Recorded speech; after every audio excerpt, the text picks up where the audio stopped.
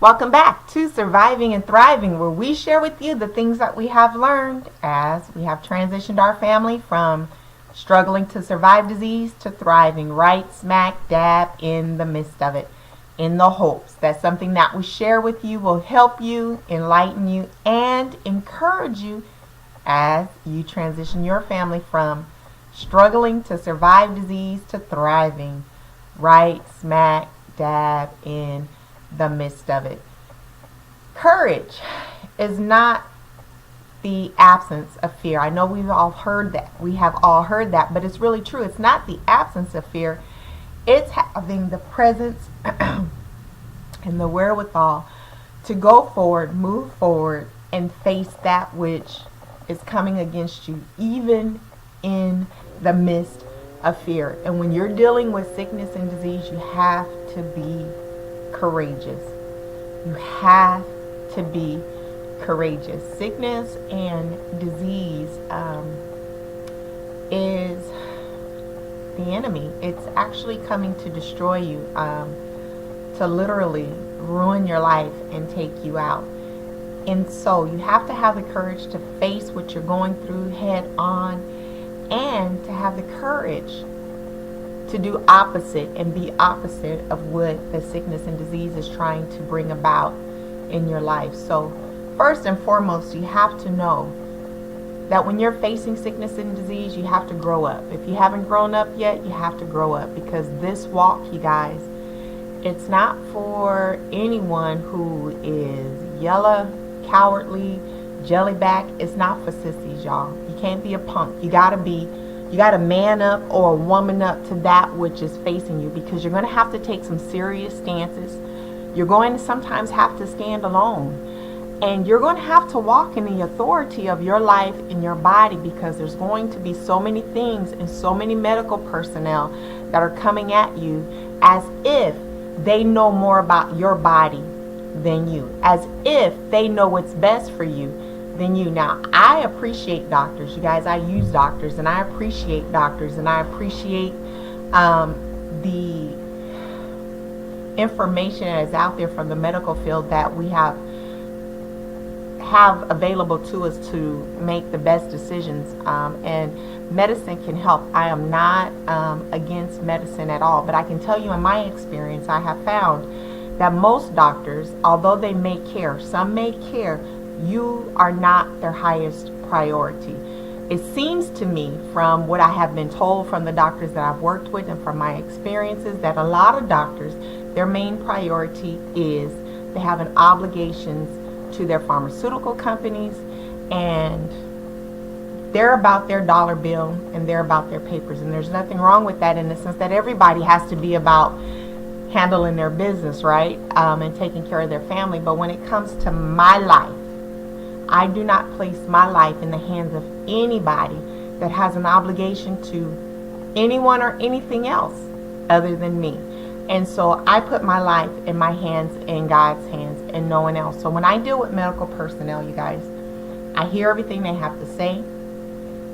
I value their opinion. However, all final decisions are mine. I do not do any surgery, any medications, any treatments, anything just because the doctor says it. I do my own diligent research, and I make the decision what's best for my life.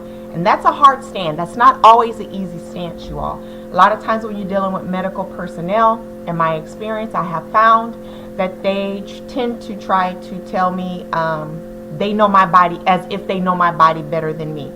And most times they'll try to say, well, everyone else does this. Or, no, you're not experiencing that because other people said that they didn't. You guys, I don't listen to any of that. And I am always reminding anyone in the medical field that's dealing with me that I am an individual. Don't treat me cookie cutter. I don't care what happened to so-and-so. I don't care what other patients have done. This is my body. I know my body better than anybody else, and I want to be treated as an individual. I don't like cookie cutter. Don't just say this is what you need to do because everyone else needs to do it. My body responds different than everybody else's body responds. And even if it responds the same as someone else, I'm an individual. There's different factors concerning my life and my health different than someone else. So I like personalized care.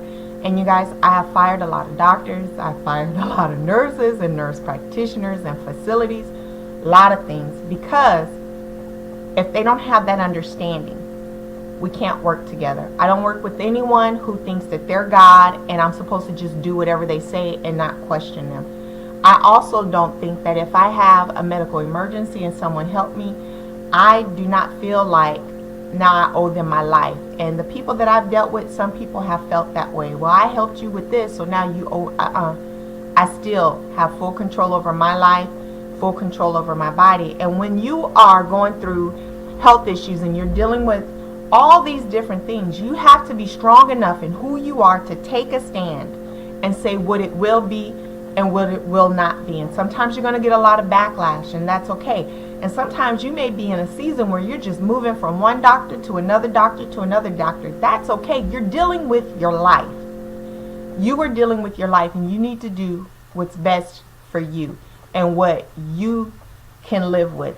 I've seen so many abuses, you guys, and I've experienced being abused so much by medical personnel that you need to understand that no one cares for your life like you care for your life. So if you want to live and live well, do what you have to do.